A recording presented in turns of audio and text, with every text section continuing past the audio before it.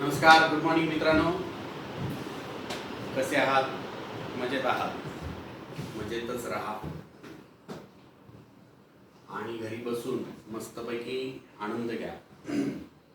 बाळांनो, आपण मागच्या लेक्चरला रोटेशनल डायनॅमिक्स सुरू केलेला आहे आणि त्या रोटेशनल डायनॅमिक्समध्ये आपण काल सर्क्युलर मोशन आणि त्याच्या रिलेटेड काही टर्म्स बघितल्या होत्या. सर्क्युलर मोशन म्हणजे काय आणि सर्क्युलर मोशन जर घडत असेल तर त्याच्यासाठी काय काय गोष्टी लागतील. तर त्यामध्ये मी असं सांगितलं होतं की for the circular motion, in order to represent the circular motion, सगळ्यात पहिली गोष्ट आपल्याला लागणार अँग्युलर डिस्प्लेसमेंट, जे थिटाने इंडिकेट करतात, अँग्युलर वेलॉसिटी ओमेगाने इंडिकेट करतात आणि अँग्युलर एक्सेलरेशन जे कशाने इंडिकेट करतात, अल्फाने इंडिकेट करतात. या तीनही गोष्टी, त्यांच्या डेफिनेशन, त्याची डायरेक्शन, ती वेक्टर आहे का स्केलर, हे सगळं मागच्या लेक्चरमध्ये मी तुम्हाला सांगितलेलं आहे. मित्रांनो, रोटेशनल डायनॅमिक्स मध्ये आपण या सर्क्युलर मोशनला आज पुढे नेणार आहोत आणि त्याच्या बऱ्यापैकी शेवटाला आज आपण पोहोचणार आहोत. ओके, तर सर्क्युलर मोशन जर म्हणाल तर ते रिप्रेझेंट करण्यासाठी या तीन गोष्टी लागतील. सर्क्युलर म्हणजे अँग्युलर असा अर्थ घ्या आणि या तीनही डेफिनेशन मागच्या लेक्चरमध्ये बघा.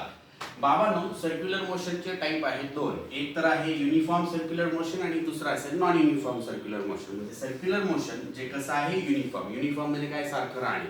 फॉर एक्झाम्पल, एकदा आपण फॅन चालू करून दिला 3च्या स्पीडवरती आहे आणि त्या फॅनच्या ब्लेडच्या टोकाला, ज्याला आपण टिप असं म्हटलेलं आहे, एक जर पार्टिकल ठेवला तर तो पार्टिकल कोणतं मोशन परफॉर्म करतोय, सर्क्युलर मोशन परफॉर्म करतोय. पण त्या पार्टिकल साठी फॅन 3 नंबरच्या स्पीडवर आहे, म्हणजे तो सारख्याच स्पीडने फिरत आहे. यामध्ये काय सांगते, असं सर्क्युलर मोशन ज्यामध्ये पार्टिकलचा स्पीड कसा राहतो, युनिफॉर्म. युनिफॉर्म म्हणजे सारखा, म्हणजे कॉन्स्टंट राहील. आलं लक्षात? तर युनिफॉर्म सर्क्युलर मोशनची डेफिनेशन सांगताना कसं सांगणार, it is the motion in which velocity of the particle remains same or speed of the particle remains same. या velocity आणि स्पीडच्या संदर्भात थोडंसं 2 मिनिटात बोलूया बरं का आपण. मी इथे कोपऱ्यात तुम्हाला समजावून सांगतो, थोडंसं लक्षात ठेवा.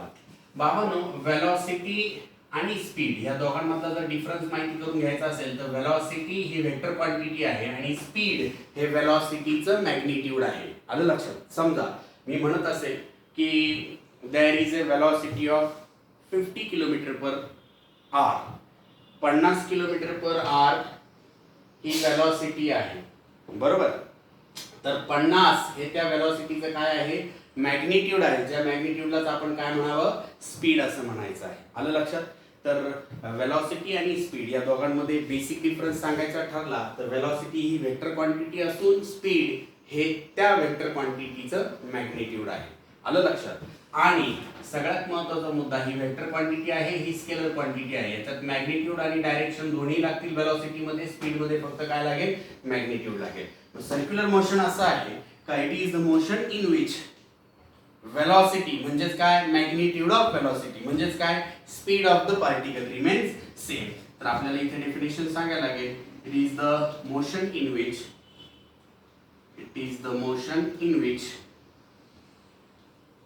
वेलॉसिटी म्हणजेच काय, मॅग्निट्यूड ऑफ वेलॉसिटी म्हणजेच कोण, speed of particle performing UCM, speed of particle remains same. आलं लक्षात? मग तो फॅन 3च्या स्पीड वरती आहे, सारख्या स्पीड वरती आहे, युनिफॉर्म सर्क्युलर मोशन झालं रे बाळांनो. आता सगळ्यात महत्त्वाचं, तुम्हाला युनिफॉर्म सर्क्युलर मोशन समजून घ्यायचं असेल तर मी 2 एक्झाम्पल सांगतो बरं का. त्यातलं सगळ्यात बेसिक एक्झाम्पल, आपण आपल्या भिंतीवरती घड्याळ असतं बघा, म्हणजे रेग्युलर क्लॉक असतं ना, त्या क्लॉकमध्ये काय असतं, आता लेटेस्ट आहे की 11 वाजलेत, 11 वाजेपासून 12 वाजेपर्यंत जाण्यासाठी 1 तास लागतो. तर तेवढाच वेळ 12 पासून 1 ला जाण्यासाठी तेवढाच 1 ते 2 असंच आपण म्हणायचं आहे की तो सारख्या स्पीडने फिरत आहे. म्हणून त्या घड्याळामध्ये मिनिट हँड, सेकंड हँड आणि आवर हँड या सगळ्यांचं मोशन कसं आहे, युनिफॉर्म सर्क्युलर मोशन आहे. दुसरं एक्झाम्पल द्यायचं ठरलं तर this earth is revolving around a sun and कितीतरी वर्षांपासून ही पृथ्वी सूर्याभोवती फिरते आणि तिची पूर्ण एक प्रदक्षिणा सूर्याभोवती घालण्यासाठी किती वेळ लागतो, 1 वर्ष वेळ लागतो. म्हणजे सारख्या वेळेत ते काय करते, कंप्लीट करते. याचा अर्थ काय सांगाल की सारख्या स्पीडने पृथ्वी कितीतरी वर्षांपासून काय होते, सूर्याभोवती फिरते. हे सुद्धा अर्थ रिव्होल्यूशन अराउंड द सन हे सुद्धा काय आहे, युनिफॉर्म सर्क्युलर मोशन आहे असं म्हणता येईल. मी इथे एक्झाम्पल दिलेलं नाही, पण इथे आपल्या लक्षात यायला पाहिजे. कोणतं, क्लॉक आणि अर्थ साठीचं. इथे लिहितो तरी मी काही अडचण नाहीये. Revolution of earth around sun. Okay, अर्थचं सनच्या अराउंडचं जे रिव्होल्यूशन आहे त्याला काय म्हटलं जाईल, युनिफॉर्म सर्क्युलर मोशन म्हटलं जाईल. आणखी क्लिअर कट माहिती करून घ्यायची असेल युनिफॉर्म सर्क्युलर मोशन मध्ये तर एवढी एक गोष्ट लक्षात ठेवा, याच्यामध्ये तुम्हाला काय माहिती पाहिजे, टाइम पिरियड आणि दुसरं म्हणजे काय माहिती पाहिजे, फ्रिक्वेन्सी. मी सांगतो बरं का. एखादा पार्टिकल जो सारख्या वेलॉसिटीने फिरत आहे, युनिफॉर्म सर्क्युलर मोशन तो परफॉर्म करत आहे. यामध्ये आपण काय सांगणार, समजा पार्टिकल ए पॉइंट पासून निघाला, असा निघाला आणि त्याने काय पूर्ण केलं बाबांनो, हे एक सर्कल पूर्ण केलं, बरोबर ना. मग या सर्कलला काय म्हणायचं, रिव्होल्यूशन. मग एक रिव्होल्यूशन, एक पूर्ण रिव्होल्यूशन पूर्ण करण्यासाठी किंवा एक रिव्होल्यूशन कंप्लीट करण्यासाठी, एक सायकल, एक सर्कल पूर्ण करण्यासाठी किती वेळ लागला, तर त्याला काय म्हटलं जातं, टाइम पिरियड असं म्हटलं जातं. काय डेफिनेशन होईल, it is the time taken by the particle performing uniform circular motion to complete one revolution.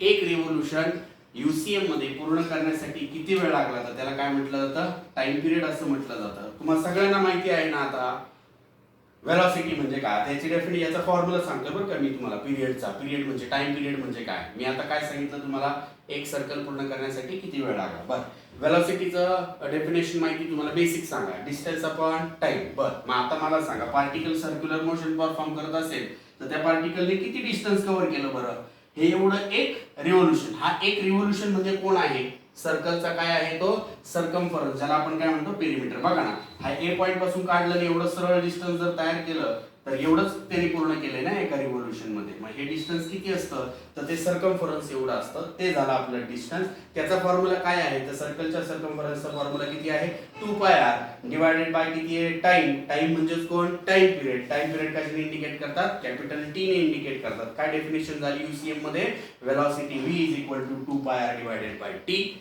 यामध्ये हा टी जर इकडे आला, कारण त्याची किंमत काढायची ना, आणि v जर तिकडे गेला तर हा न्यूमरेटरला तो डिनॉमिनेटरला गेला तर काय होईल बरं formula, t is equal to 2πr upon v.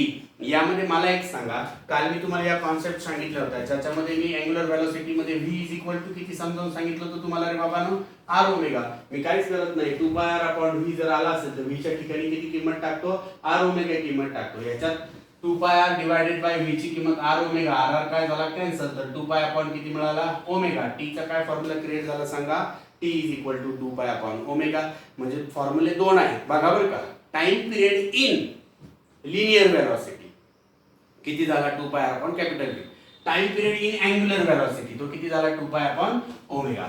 Time म्हटल्यावरती त्याचं युनिट काय असणार, ऑब्विसली किती असणार, सेकंड. एवढं लक्षात ठेवा, हे कामाचं आहे. अगदी थेअरीला विचारलं तर फार रेअर आहे, पण काही न्यूमेरिकल सोडवताना टाइम पिरियड कॅल्क्युलेट करायचा असेल तर त्यावेळी तुम्हाला v अवेलेबल असेल तर वरचा फॉर्म्युला आणि ओमेगा अँग्युलर वेलोसिटी अवेलेबल असेल तर खालचा फॉर्म्युला. ऑब्विसली v काय असतो, लिनियर वेलोसिटी, ओमेगा काय असतो, अँग्युलर वेलोसिटी. जो डाटा दिला असेल त्याप्रमाणे तुम्हाला जायचं आहे. आलं लक्षात. आता दुसरी महत्त्वाची गोष्ट काय, UCM मध्ये फ्रिक्वेन्सी म्हणजे काय. सोपं आहे रे. फ्रिक्वेन्सी म्हणजे काय माहिती का, एका सेकंदात किती रिव्होल्यूशन पूर्ण झाले. आता हे मी बेसिक सांगतोय बरं का. जर तुम्ही 11th मध्ये काही साऊंड वगैरे चॅप्टर बघितलं असेल तर त्याच्यामध्ये झालेलं आहे हे, तर त्याप्रमाणे इथे डेफिनेशन सांगतो मी तुम्हाला. फ्रिक्वेन्सी म्हणजे काय, number of revolution perform by particle in 1 second. एका सेकंदात पार्टिकलने किती रिव्होल्यूशन परफॉर्म केले त्याला म्हणायचं फ्रिक्वेन्सी. इंडिकेट करणार n ने. फॉर्म्युला काय आहे फ्रिक्वेन्सीचा, it is reciprocal of time period. Time पिरियडच्या उलटा. काय डोक्यात ठेवा बरं का, हे दोघे एकमेकांच्या उलटे आहेत, विरुद्ध. म्हणजे कसं, टाइम पिरियड म्हणजे काय, एक रिव्होल्यूशन पूर्ण करण्यासाठी किती वेळ, आणि फ्रिक्वेन्सी म्हणजे काय, एका सेकंदात किती रिव्होल्यूशन, असं. आलं लक्षात. मग त्या दृष्टीने जर फ्रिक्वेन्सीला रेसिप्रोकल केलं, that frequency n is equal to 1 upon t. t ची किंमत किती आहे, 2π डिवायडेड बाय ओमेगा. ओमेगा बेसचा बेस वरती गेला, ओमेगा अपॉन 2π. कोणाचा फॉर्म्युला झाला, n चा. मग n इज इक्वल टू किती झाला, ओमेगा अपॉन 2π. काहीच करू नका, फॉर्म्युला पण लक्षात ठेवू नका. जो t चा आहे त्याला रिव्हर्स केलं की तुम्हाला फ्रिक्वेन्सी मिळेल. फ्रिक्वेन्सी नेहमी कशात मोजली जाते, हर्ट्स मध्ये. CPS वगैरे पण युनिट असतं, पण हर्ट्स लक्षात ठेवा. दिस इज व्हेरी फेमस युनिट, किंवा त्याला आपण 1 अपॉन सेकंड सुद्धा म्हणू शकतो. आलं लक्षात. युनिफॉर्म सर्क्युलर मोशन म्हणजे काय, त्याला रिप्रेझेंट करण्यासाठी टाइम पिरियड म्हणजे काय, फ्रिक्वेन्सी म्हणजे काय, त्याचे फॉर्म्युले, त्याचे युनिट आपण इथे बघितले. मी आता पुढे येतो. युनिफॉर्म सर्क्युलर मोशन मध्ये काय असतं माहिती का, ऍक्सलरेशन सुद्धा असतं. याच्यात मला तुम्हाला एक गोष्ट क्लिअर करायची आहे, जरा नीट बघा बरं. थोडंसं महत्वाचं आहे. कसं महत्वाचं आहे मी एकदम ब्रीफ मध्ये नाही सांगत, पण जे जे महत्वाचं आहे तेवढं मी तुम्हाला समजावून सांगतो. युनिफॉर्म सर्क्युलर मोशन मध्ये आता इथे डिस्कस केल्याप्रमाणे समजा हा पार्टिकल काय परफॉर्म करतो, युनिफॉर्म सर्क्युलर मोशन. हा काय आहे त्या सर्कलचा सेंटर. पार्टिकल आता कुठल्या पॉइंटला आहे, ए. सेंटर टू पोझिशन यांच्यातल्या डिस्टन्सला काय म्हटलं होतं काल आपण, रेडियस वेक्टर. हे झालं distance A, distance R, radius vector R bar. त्याचं मॅग्निट्यूड म्हटलं तर आर बार ऐवजी मी आर घेणार, तो वेक्टर आहे ना, वेक्टरचं magnitude. Okay, R. A point पासून पार्टिकल गेला कुठल्या पॉइंटला, बी पॉइंटला. आता या मिनिटाला किती डिस्प्लेसमेंट कव्हर झालं, तर किती झालं, डेल्टा थिटा एवढं कव्हर झालं. आलं लक्षात. आता इथे फार महत्वाची गोष्ट आहे, तर नीट विचार करा. मी आता मग सांगितल्याप्रमाणे युनिफॉर्म सर्क्युलर मोशन म्हणजे असं की ज्याच्यामध्ये वेलॉसिटी म्हणजेच मॅग्निट्यूड ऑफ वेलॉसिटी म्हणजे स्पीड कसा राहतो, कॉन्स्टंट. याचा अर्थ काय माहितीये, मॅग्निट्यूड कॉन्स्टंट आहे, याचा अर्थ डायरेक्शन नाहीये कॉन्स्टंट. आता तुम्हाला मी सांगतो का कॉन्स्टंट नाहीये. सध्या पार्टिकल कुठे आहे, ए पोझिशनला आहे. पार्टिकल ए पासून कुठे गेला, बी पर्यंत. पण ए पासून बी ला जाण्याच्या अगोदर जर तो ए पॉइंटला आहे, तर ए पॉइंटला त्याची डायरेक्शन जर माहिती करून घ्यायची असेल तर that direction we people always know by drawing a tangent to the specific position. A पॉइंटला वेलॉसिटी आहे, ए पॉइंटला वेलॉसिटी वेक्टर क्वांटिटी, ए पॉइंटला मॅग्निट्यूड पण आहे आणि डायरेक्शन पण आहे, म्हणजे स्पीड पण आहे आणि डायरेक्शन पण आहे. स्पीड कसं आहे, कॉन्स्टंट. डायरेक्शन कशी आहे, तर ती टँजेंट असते नेहमी, आणि म्हणून मी ए पॉइंटला काय काढली, टँजेंट काढली. टँजेंट काय शो करते, वेलॉसिटीची डायरेक्शन. आलं लक्षात. असंच मला बी पॉइंटला जायचं असेल तर मी बी पॉइंटला काय करणार, टँजेंट ड्रॉ करणार. इमॅजिन करा पार्टिकल कसा चालला आहे, अँटी क्लॉकवाईज चाललेला आहे. आलं लक्षात. तर ए पॉइंट पासून बी पॉइंट पर्यंत जाताना पार्टिकलची वेलॉसिटी कॉन्स्टंट राहील, पण डायरेक्शन वेगळी राहील, कारण टँजेंट वेगळ्या वेगळ्या आहेत, सारख्या नाहीत. आणि हे प्रत्येक इन्स्टंटला बरं का, नुसतं ए पासून बी ला नाही, ए पासून थोड्या अंतरावर गेले तरी टँजेंट वेगळी होईल, इथं थोड्या अंतरावर आले तरी टँजेंट वेगळी होईल. म्हणजे प्रत्येक पॉइंट वेगळा आहे डायरेक्शन मध्ये, पण टोटल युनिफॉर्म सर्क्युलर मोशन मध्ये स्पीड मात्र कॉन्स्टंट राहील. आणि ती डायरेक्शन कशी असते नेहमी, तर ती टँजेंट असते स्पेसिफिक पोझिशनला. म्हणून असं म्हटलं गेलेलं आहे का युनिफॉर्म सर्क्युलर मोशन मध्ये स्पीड म्हणजेच वेलॉसिटी कॉन्स्टंट राहते, पण काय बदलते, डायरेक्शन बदलते. कारण पॉइंट टू पॉइंट टँजेंट बदलेल म्हणजे डायरेक्शन बदलेल. This is very important point, right. आणि याच डायग्रामला मी इथे मांडलेला आहे, नीट बघा. आता राईट नाव तो पार्टिकल ए पोझिशनला आहे, ए पॉइंट पासून तो बी पॉइंटला गेला. It normally did displacement that is D theta एवढं डिस्प्लेसमेंट त्यानं कव्हर केलं. आणि हेच मी कसं केलं बघा, इथं हा ट्रायंगल महत्वाचा आहे. हा एपी म्हणजे ही डायरेक्शन बी क्यू, ही कोणाची डायरेक्शन, ए पॉइंटची डायरेक्शन, ही कोणाची डायरेक्शन, बी पॉइंटची डायरेक्शन. या दोघांना काय केलं रे मी इथे एकत्र आणलं, म्हणजे हा कॉपी केला, इथे पेस्ट केला.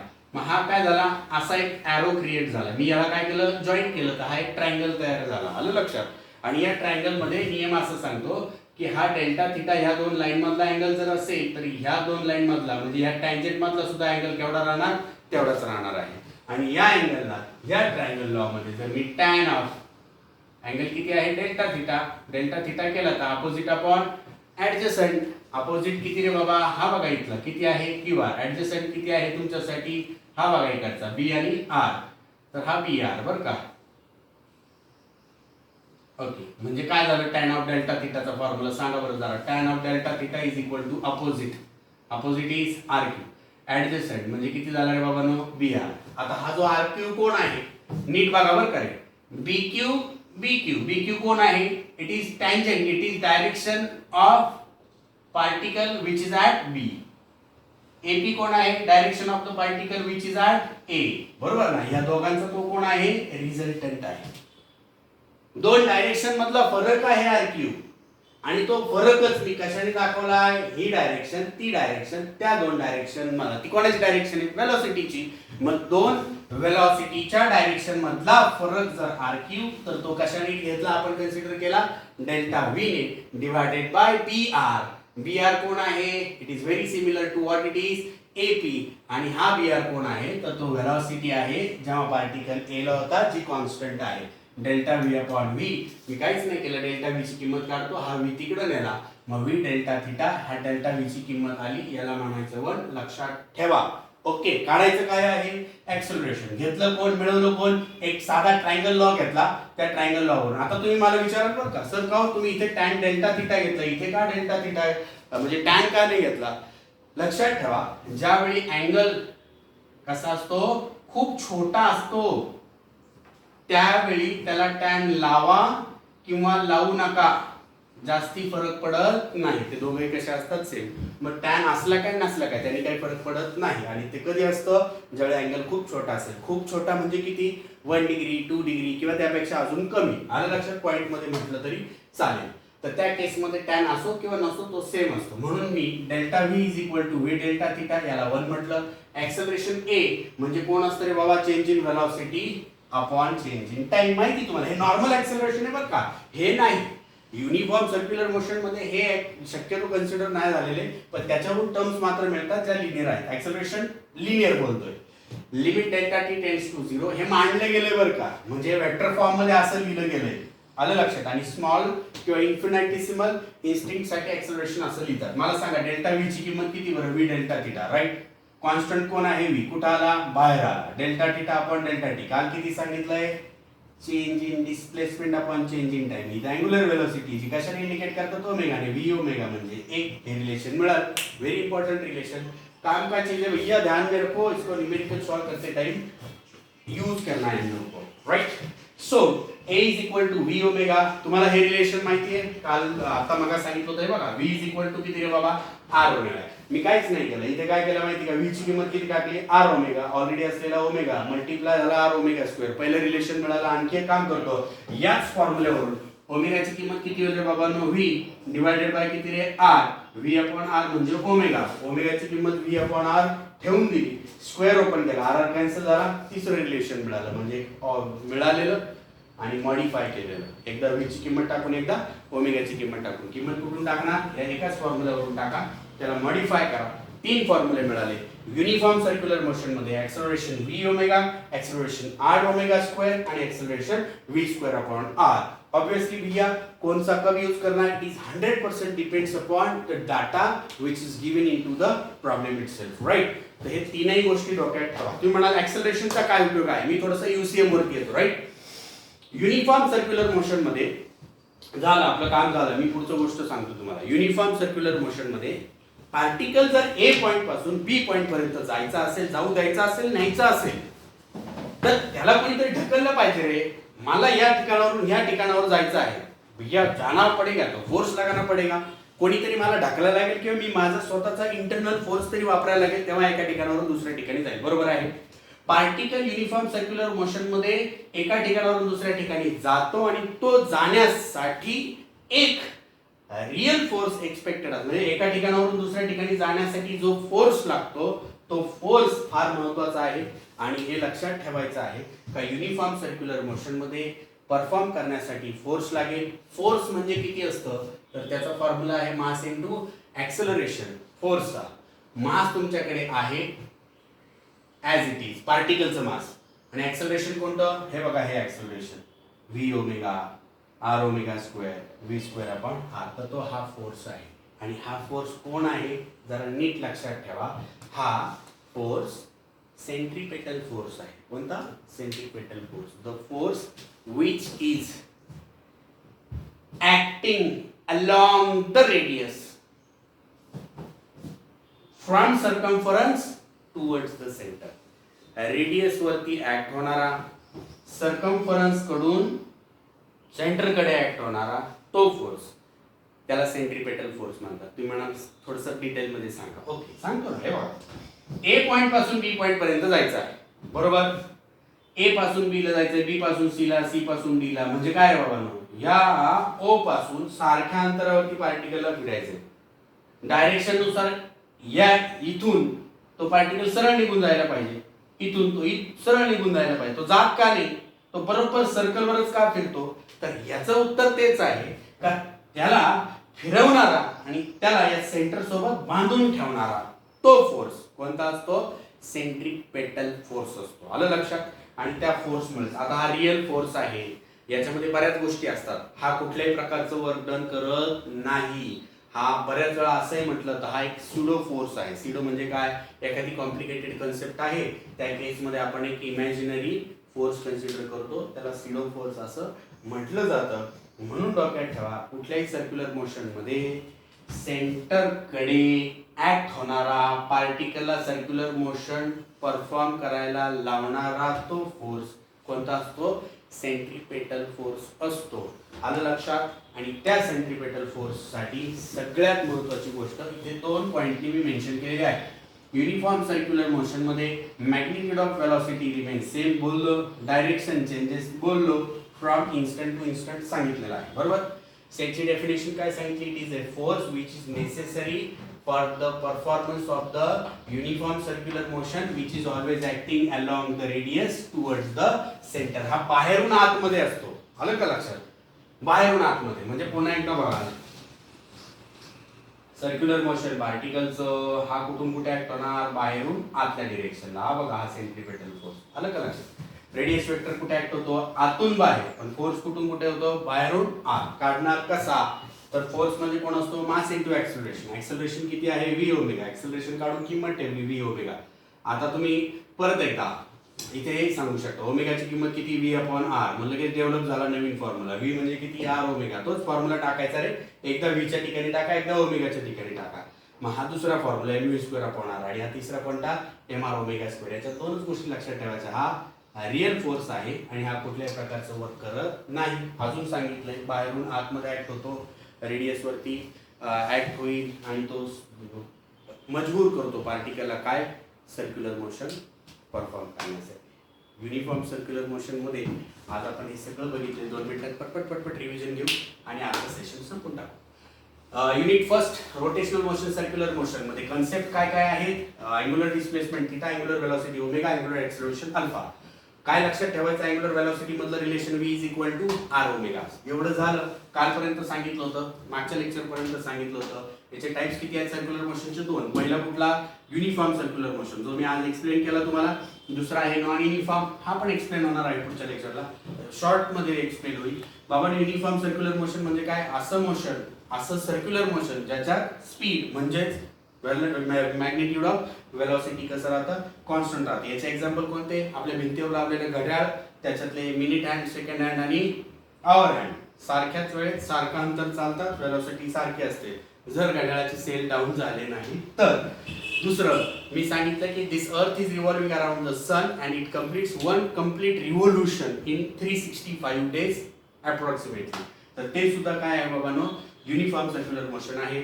एक्सप्लेन करण्यासाठी काय गरजेचं आहे? पिरियड आणि फ्रिक्वेन्सी. टाइम पिरियड म्हणजे काय? की भैया एक सर्कल कंप्लीट करने के लिए कितना टाइम लगेगा, राइट? तर ते एक सर्कल पूर्ण करण्यासाठी किती वेळ लागला म्हणजे टाइम पिरियड. कुठून मिळाला तो? Velocity is equal to distance upon time. Distance किती? एक सर्कल एवढं म्हणजे किती? Circumference divided by time. Time म्हणजे कोण? हाच तो टाइम पिरियड जो आपल्याला काढायचा आहे. सर्कलचा सर्कम्फरन्स किती असतो? 2 पाय आर. फॉर्म्युला टाकायला, हा टी तिकडे नेला, व्ही इकडे आणला, तर T is equal to 2 pi R divided by V. V is equal to R omega. जर डेफिनेशन इथे सबस्टिट्यूट केली तर आणखी एकदा टीचा फॉर्म्युला मिळाला 2 pi upon omega. Time period आहे, युनिट असणार सेकंड्स. या टाइम पिरियडला उलटं केलं की काय मिळतं? फ्रिक्वेन्सी. कसं उलटं करायचं बाबांनो? एका सेकंदात किती रिव्होल्यूशन, त्या नंबर ऑफ रिव्होल्यूशनला फ्रिक्वेन्सी म्हणणार. तो उलटा केला टाइम पिरियडला 1/t. फॉर्म्युला टाकला, नव्याने मिळाले. याच युनिट आहे हर्ट्ज. या युनिफॉर्म सर्क्युलर मोशन मध्ये ऍक्सेलरेशन गरजेचं असतं. ऍक्सेलरेशनचा फॉर्म्युला किती आहे? a is equal to V omega R omega square. a is equal to V square upon R. आणि त्याच्यानंतर सांगितलं की युनिफॉर्म सर्क्युलर मोशन मध्ये पार्टिकलचं स्पीड म्हणजे मॅग्निट्यूड ऑफ वेलोसिटी सारखी राहील, डायरेक्शन मात्र बदलत राहील. त्याच्यात मी असं सांगितलं की सर्क्युलर मोशन परफॉर्म करण्यासाठी तो पार्टिकल बांधून ठेवणं गरजेचं असतं त्या सर्कलच्या सर्कम्फरन्सला. आणि त्यासाठी कोण लागतो? फोर्स लागतो. फोर्सला काय म्हणायचं, सेंट्रीपेटल फोर्स. फोर्स म्हणजे मास ऍक्सिलरेशन, आणि त्या ऍक्सिलरेशन मध्ये या व्हॅल्यू सबस्टिट्यूट केल्या की नवीन नवीन फॉर्म्युले मिळतात. याची डेफिनेशन सांगितली, acting along the radius, acting towards the centre. कळलं? Force is equal to mass into acceleration, बाकीच्या व्हॅल्यू टाकल्या. हा रिअल फोर्स आहे, हा कुठल्याही प्रकारचं वर्तन करत नाही, पण हा सर्क्युलर मोशन मात्र परफॉर्म करायला लावतो. सबस्क्राईब करा आणि बेल आयकॉनवरती क्लिक करा. मित्रांनो, आपण 12th साठीचं फिजिक्स जे नवीन सिलेबसमध्ये आलेलं आहे ते सगळं बघत आहोत. आय होप का तुम्हाला आणखी मस्त, आणखी सिम्पलेस्ट लँग्वेजमध्ये आपल्याला पुढे नेता येईल. तुमच्या काही क्वेरीज असतील तर कमेंट बॉक्समध्ये नक्की सांगा, मी तुमचे सगळे प्रॉब्लेम सोडवेन. आजचा दिवस इथं थांबूया. नमस्कार.